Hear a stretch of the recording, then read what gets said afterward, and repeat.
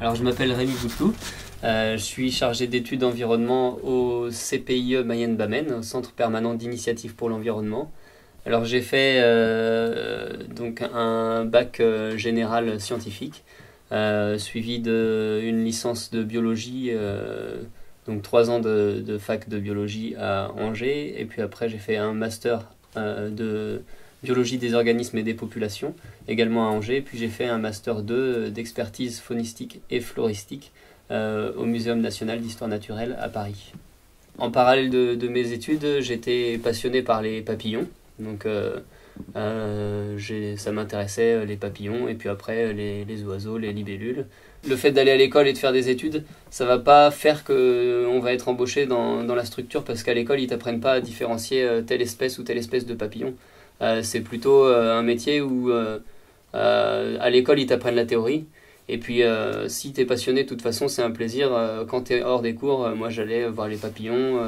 Ça a commencé par les papillons, mais ça peut commencer par autre chose.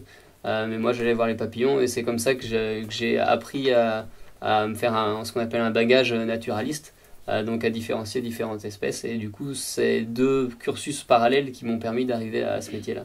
C'est un métier assez diversifié. On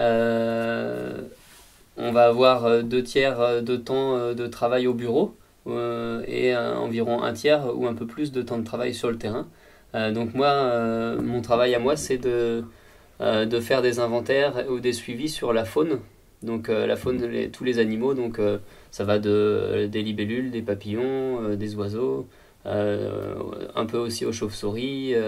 En ce moment, je suis sur un projet où j'invite les propriétaires privés ou les municipalités du département à créer des mares pour protéger les grenouilles et les tritons, ce qu'on appelle les amphibiens. Parfois on ne choisit pas où on travaille, mais c'était ce que je souhaitais, c'était de travailler dans une association pour pas avoir, pour avoir l'esprit de partage avec des personnes extérieures, pour faire découvrir à d'autres gens ma passion.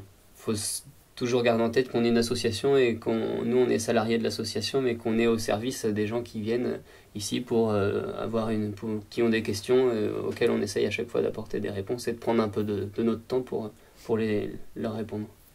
On a tous des missions différentes à l'association, mais toutes les missions sont complémentaires. Tout ce que font les salariés de l'association m'intéresse, et on s'enrichit tous les uns des autres de ce que chacun fait.